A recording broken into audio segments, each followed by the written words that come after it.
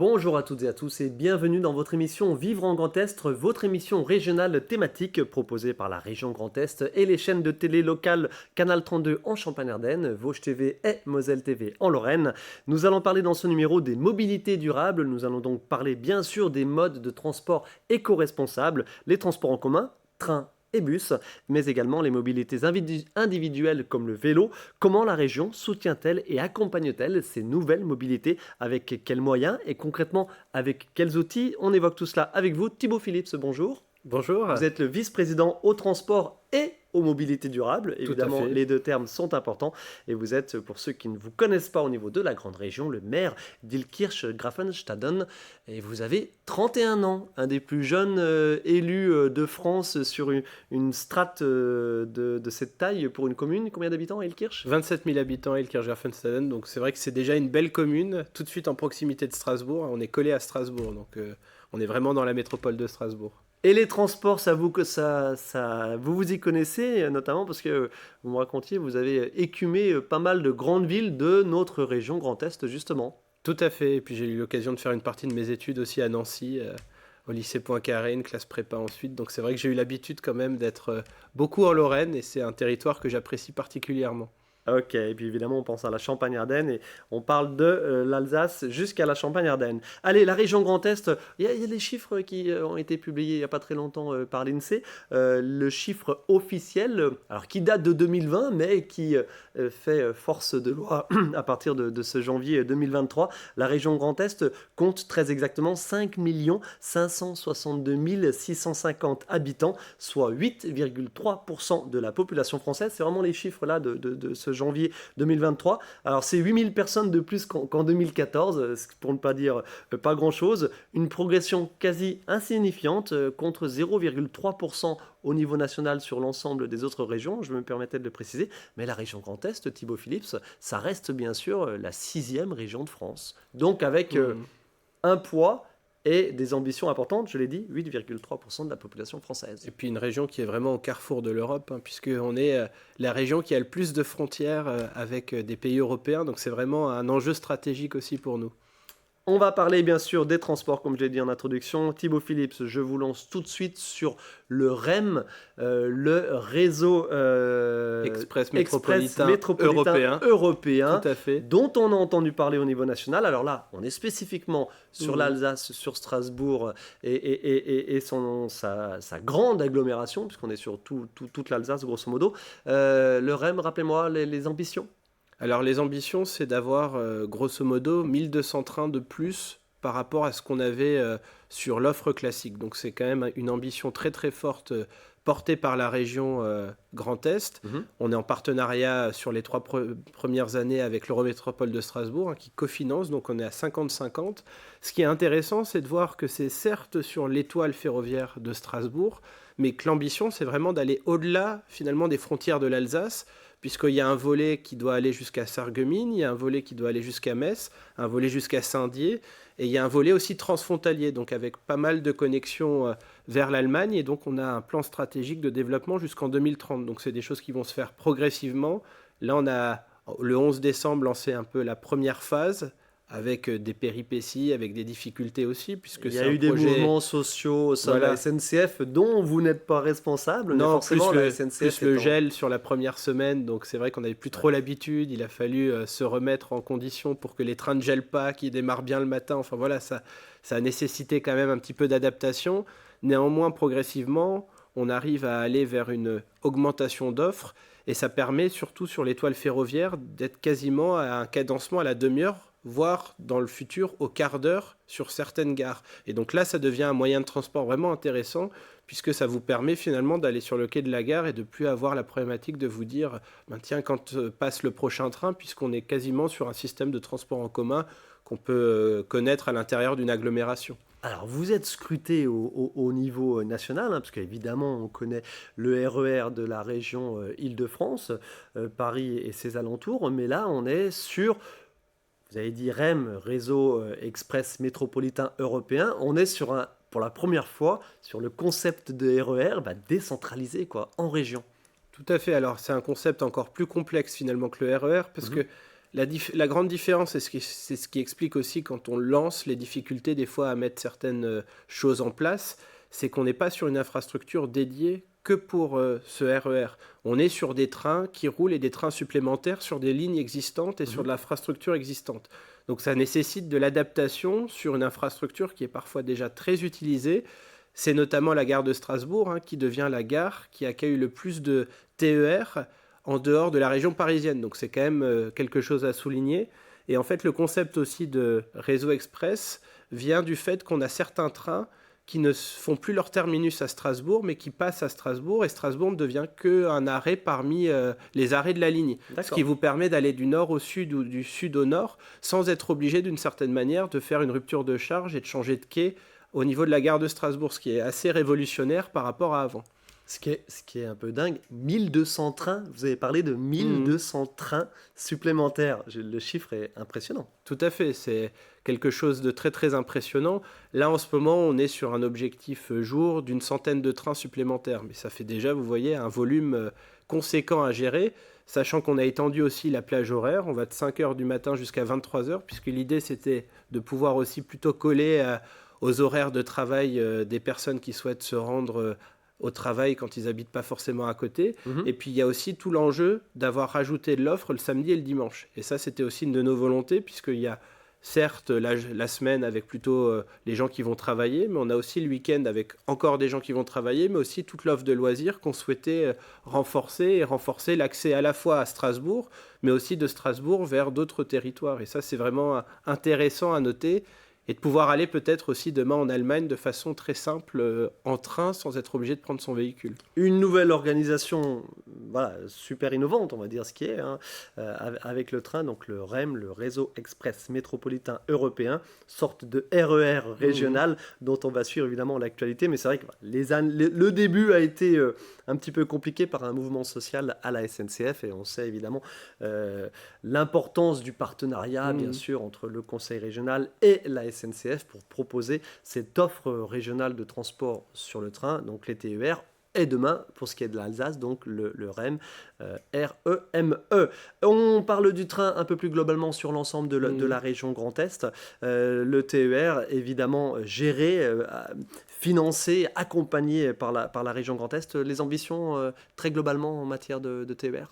Les ambitions sont déjà, on parlait du REM, on a l'ambition d'en lancer un au niveau de la Lorraine, dans le sillon lorrain. Donc ça, c'est très intéressant, notamment pour cadencer encore plus vers le Luxembourg. Sillon lorrain, on reprécise, quand même, Thionville, Metz, Nancy, Épinal. C'est ça qui a quand même un enjeu fort d'accessibilité transfrontalière. Aujourd'hui, on le voit, on est sur une saturation et des fois des difficultés au quotidien. Et puis, il y a aussi ce projet de créer un réseau express métropolitain au niveau de l'étoile de Reims et d'aller vraiment desservir un certain nombre de territoires de Champagne-Ardenne. Donc, il y a ces 3 réseaux qui doivent être des réseaux structurants. D'accord. Et on n'oublie pas, par ailleurs, la desserte plus fine des territoires. C'est ce qui s'est passé à l'époque avec la réouverture de la ligne Épinal-Saint-Dié. On va en parler. C'est ce qui va se passer aussi avec l'ambition de réouvrir la ligne Vittel-Contrexéville-Nancy. Donc voilà, il y a toutes ces lignes un peu plus complexes à mettre en œuvre parce qu'elles sont peut-être moins intéressantes sur un plan économique. Et c'est d'ailleurs pour ça que souvent SNCF avait décidé à l'époque de les fermer. Et donc, il faut travailler pour remettre de l'investissement dans l'infrastructure et ensuite pouvoir avoir un service ferroviaire de qualité. Et quand vous dites travailler, c'est innover, c'est proposer des choses nouvelles parce que l'aspect commercial pur et dur, c'est un peu compliqué. Non, c'est ça. C'est pour ça que les collectivités sont là et que la région, en tant qu'autorité organisatrice des mobilités, est là. Après, il y a l'infrastructure, le matériel roulant et puis tout le reste qui va autour, la multimodalité. Donc voilà, mais l'ambition, c'est vraiment d'accélérer sur les investissements. Et là, sur l'année 2023, on accélère très fortement sur les investissements, puisqu'il y a cette ambition de continuer à réinvestir un certain nombre de territoires qui ont été laissés les dernières années. Exemple, si vous voulez bien, on prend tout de suite la direction de Bruyères, donc Bruyères commune dans les Vosges, sur la ligne Épinal-Saint-Dié-des-Vosges ou Saint-Dié-des-Vosges-Épinal, on va dire dans les deux sens. Voilà, la ligne donc Épinal-Saint-Dié-des-Vosges qui avait fermé en décembre 2018 pour vétusté, avec notamment un tunnel qu'il fallait entièrement reprendre, et qui a rouvert donc en décembre 2021. On se fait un tout petit magnéto reportage donc avec le maire de Bruyères qui nous raconte tout simplement comment, depuis un peu plus d'1 an maintenant, cette ligne est fréquentée et les bruyérois et les habitants de cette ligne se sont réappropriés le transport en train. Depuis décembre 2021, la petite gare de Bruyères, 3000 habitants, à mi-chemin entre Épinal et Saint-Dié-des-Vosges, revoit à nouveau passer des trains. Qui plus est, des trains qui viennent ou vont sans correspondance jusqu'à Strasbourg. 8 trains par jour en semaine dans un sens, 9 dans l'autre, 6 trains dans les deux sens le samedi et 5 les dimanches et jours fériés. De quoi satisfaire les voyageurs qui en ont été privés pendant 3 ans. Ma femme, elle le prend pour aller travailler à Épinal tous les jours. Parce que question revenu, c'est moins cher pour nous, quoi. Ça nous revient moins cher. J'ai rien là-dessus. Et c'est plus sécurisant que la voiture? Ah oui, et puis au moins, il y a moins de soucis, quoi. Comment vous faisiez quand la ligne était arrêtée? Donc quand il n'y avait pas encore de train, je prenais le bus qui faisait Saint-Dié-Bruyères pour venir tous les jours.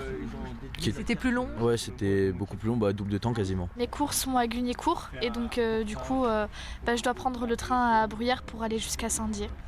Voilà, et donc s'il n'y a pas le train, j'ai pas de voiture donc ça va être compliqué pour moi de rentrer.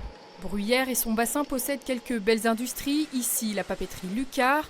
Là, la scierie Guef en plein travaux car elle étoffe sans cesse son activité. La commune et ses environs ne cachent pas leurs ambitions en matière de tourisme. Pour son maire, voir à nouveau circuler des trains s'avère donc un véritable atout à l'heure de la démocratisation du télétravail et d'une envie de grand air largement partagée. Bruyères, on est sur une ville de centralité qui a un réel rôle de centralité où tous les services, tout se concentre à Bruyères. Donc les gens viennent à Bruyères et puis partent de Bruyères. On va dire que c'est un plus. Aujourd'hui, on travaille tous, on a tous des réflexions sur les mobilités alternatives. Donc c'est une mobilité alternative. Donc on va dire plus de monde dans le train, moins de monde sur la route, moins de pollution. Et le maire se permet même d'imaginer encore plus d'activités économiques grâce au réseau ferré, un développement donc éco-responsable qui utiliserait le fret ferroviaire. Voilà, Thibaut Phillips, un petit focus donc sur cette ligne Épinal-Saint-Dié-des-Vosges, mais il y en a de nombreuses autres, des petites lignes comme ça, alors à sauvegarder, à sauver, à rouvrir. Il y en a de nombreuses, mais il y a aussi encore celle-là, puisque aujourd'hui, c'est une première étape qui a été franchie, on va dire, avec la réouverture en 2021. Maintenant, il va avoir nécessité de continuer à réinvestir sur cette ligne. Donc, il y a un appel d'offres qui est en ce moment en cours sur l'ouverture à la concurrence de cette ligne-là pour justement avoir un opérateur qui permette aussi de pouvoir investir les millions d'euros supplémentaires qu'il faut mettre pour continuer à moderniser la ligne.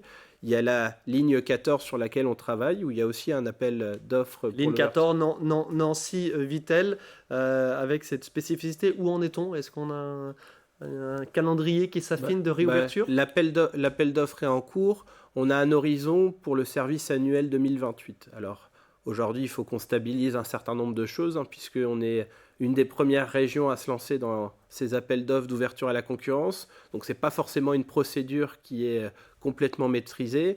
On est un peu des ouvreurs et donc on apprend en marchant. Donc, il y aura peut-être des éléments de calendrier à recaler, mais d'un autre côté, on a quand même une perspective plutôt vers 2028 et c'est vraiment une ambition forte, c'est de se dire que cette ligne, on veut absolument la rouvrir, on fera tout pour la rouvrir. Affaire à suivre, on l'a bien compris, et vous serez scruté de près sur cette problématique, sur cette thématique et cette ambition d'ouverture à la concurrence sur certaines petites lignes. Allez, Thibaut Phillips, on parle de bus, d'autocars si vous voulez bien, puisque évidemment la région Grand Est gère aussi depuis assez récemment l'ensemble des réseaux de bus, d'autocars sur l'ensemble de la région Grand Est. Alors quand on parle de bus, on parle du bus, évidemment, des transports scolaires, mais également des transports voyageurs.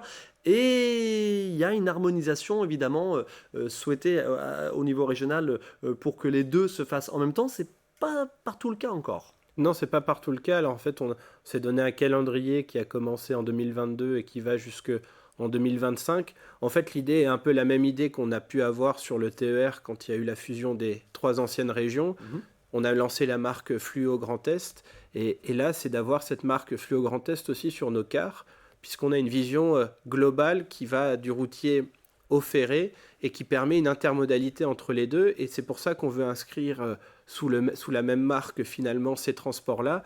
L'intérêt aussi, c'est de pouvoir remettre les choses d'équerre, puisque la loi a voulu que les départements perdent la compétence des cars interurbains, et donc on les a récupérés depuis 2017. Et donc, progressivement, il faut remettre un petit peu les choses sur le même étal, puisque en fait, jusqu'à présent, chaque département avait sa politique.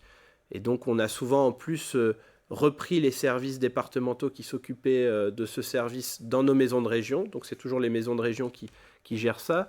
Mais ce qu'on souhaite aujourd'hui, maintenant, c'est que l'usager, finalement, qui utilise les cars Fluo Grand Est puisse bénéficier de la même tarification et puisse bénéficier aussi d'avantages quand il est usager du TER. Par exemple, quand il aura un billet de TER, il aura juste un petit surcoût d'€1 s'il veut pouvoir prendre aussi le réseau. Donc, il y a réseau cet de intérêt. bus. C'est ça, le réseau de bus. Et en fait, notre intérêt aujourd'hui, c'est de dire il n'y a pas de rupture de charge entre une voie de chemin de fer et le bus. Parce que malheureusement, on n'a pas du chemin de fer partout sur le territoire. Et donc, le car a quand même un intérêt pour aller plus profondément Thibaut dans Philips, certains vous territoires. nous avez donné énormément d'informations. Si vous voulez bien, on va faire un petit tour sur le terrain auprès notamment d'un exploitant d'autocar, de bus. Je ne sais pas jamais comment on dit. Le mot bus, ça fait trop anglais. Le mot autocar, ça fait un petit peu vieille France. Mais bon, voilà, c'est comme ça. Allez, on regarde ce reportage donc, avec le témoignage d'un exploitant d'une des nombreuses compagnies de la région Grand Est. Installé dans les Vosges à Chavelot, cet autocariste lorrain est un des nombreux transporteurs de voyageurs qui, sous l'égide de la région, travaille étroitement avec l'ensemble de ses confrères du Grand Est. Depuis 2017, le Conseil régional travaille à l'harmonisation du transport par bus, tant celui des jeunes, les scolaires, que celui des adultes, voyageurs lambda, sur des lignes interurbaines non desservies par le train. Une harmonisation pilotée dans chacun des 10 départements par les 10 maisons de la région. Avant le Covid, par exemple, on avait des indemnisations si on ne pouvait pas travailler, différentes d'un département à l'autre. Et la région a permis de mettre tout le monde sur un même pied d'égalité. Ce qui était déjà une très belle chose, parce que dans certains départements, ils étaient extrêmement favorisés, et dans d'autres, étaient complètement lésés. Donc tous les transporteurs autocaristes du Grand Est ont été sur le même régime. Objectif donc, une plus juste équité entre les territoires, mais aussi et surtout un meilleur service offert aux usagers. Exemple, si un bus scolaire n'est pas plein, d'autres voyageurs peuvent monter et il resterait encore beaucoup à faire. Pour avoir des cars qui soient mieux optimisés, en tout cas avec plusieurs tours, plutôt que tout le monde aux heures de pointe à 8h et à 17h par exemple. Donc il y a beaucoup de travail encore, mais on avance véritablement. L'autre enjeu de cette harmonisation concerne l'environnement. Les mobilités demeurent en effet un des principaux secteurs d'émissions de gaz à effet de serre. Avec des véhicules plus sobres, qui desservent mieux des secteurs pour éviter les sorties de voitures, effectivement, à tout point de vue, quoi. Si tous les autocaristes affichent le logo Fluo Grand Est et participent à la promotion de cette marque et de son guichet unique, les sociétés conservent à ce jour leur identité visuelle. Le transport par bus dans la région Grand Est, ce sont 326 lignes routières et 3500 circuits scolaires, transportant chaque jour 235 000 élèves.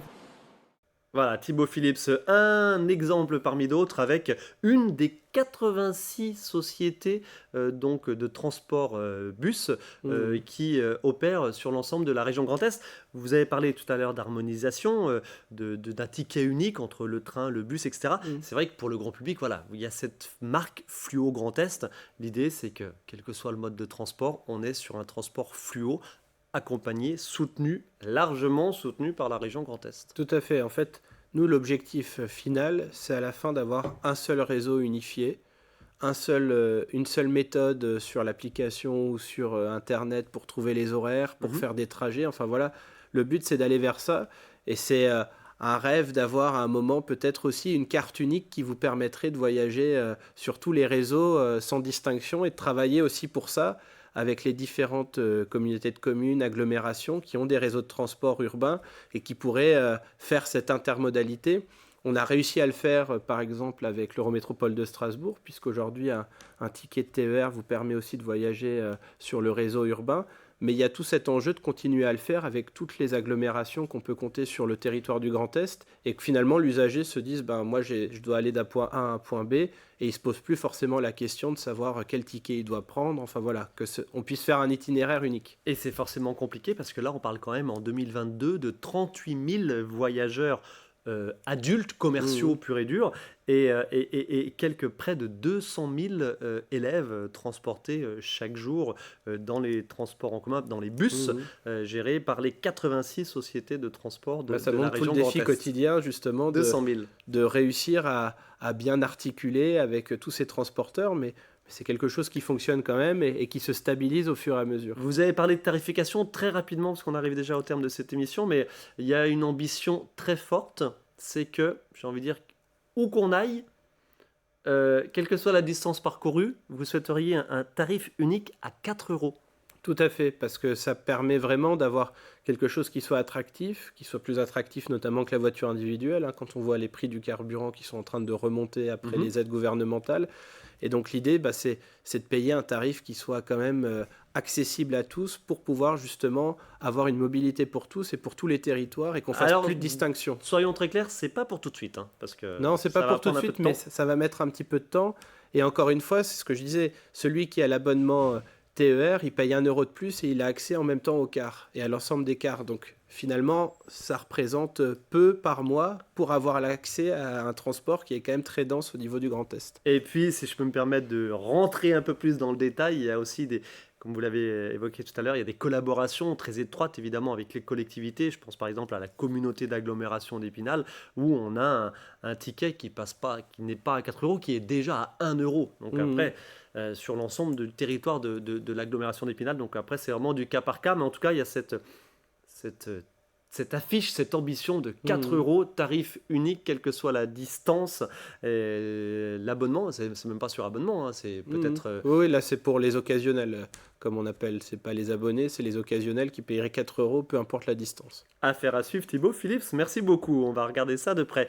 Très rapidement, le plan vélo...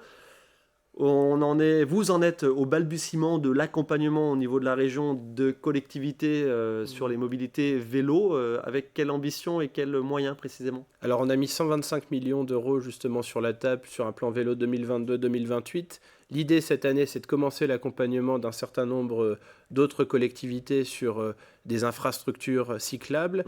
Et le gros projet qui est porté par la région, c'est le projet d'un service de location dans les gares de vélos. Et comme ça, quand vous sortez du train, vous pourrez prendre un système de location de vélo en libre service. Et ça, c'est vraiment un projet structurant puisque le but, c'est vraiment de le développer dans toutes les gares de la région Grand Est. Et y compris dans des zones rurales. C'est-à-dire que même dans une petite commune, pourquoi pas prendre le vélo pour se rendre, alors peut-être pas à 50 km évidemment de la gare ou de l'arrêt de bus, mais dans une proche périphérie, vraiment insuffler une nouvelle dynamique sur la pratique du vélo partout. Tout à fait. Et c'est possible aujourd'hui, on le voit, hein, sur des territoires même un peu plus escarpés avec le vélo électrique. Ça représente vraiment une alternative.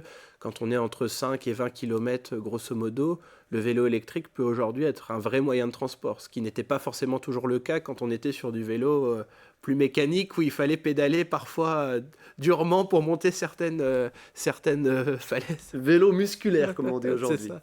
Thibaut Phillips, merci infiniment pour ces quelques précisions sur certains vastes projets, vastes ambitions de la région Grand Est. On a parlé du train, on suit évidemment ce réseau express métropolitain européen qui est scruté au niveau national, mais j'imagine aussi au niveau européen dans sa mise en place et dans ses ambitions.